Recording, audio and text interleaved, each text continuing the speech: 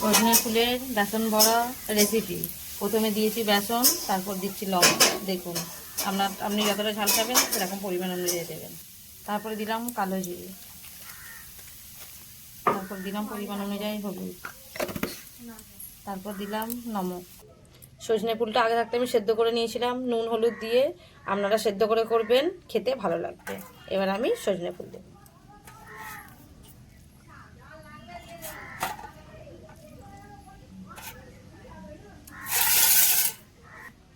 এবার আমি এগুলো মাখিয়ে নেব। জল লাগলে দেবেন, না লাগলে না দেবেন, দিতেও পারেন নাও পারেন। মেখে নেওয়ার পর শেষে পেঁয়াজ দিয়ে দিলাম। পেঁয়াজ দিয়ে ওটা মেখে নেব। ভালো করে মেখে আমি 5 মিনিটের জন্য চাপা দিয়ে দিলাম।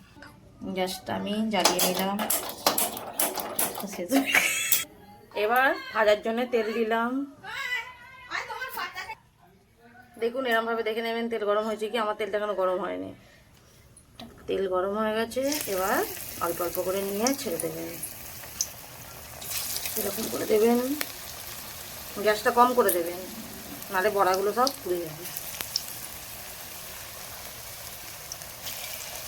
নাহলে ভালো ভাজা হবে না, আর ভাজা না ভালো হলে খেতে ভালো লাগবে না।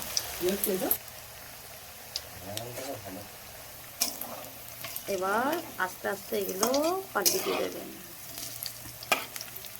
এরকম করে লাল লাল হবে একদিকটা। এরকম লাল লাল হলে খেতে ভালো লাগবে। নিরামিষ যদি রান্না থাকে বৃহস্পতিবার শনিবার এগুলো খেতে পারেন।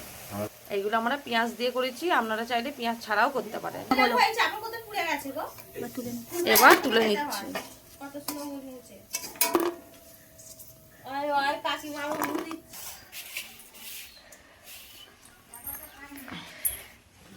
দেখুন গাইস কেমন খেতে হয়েছে।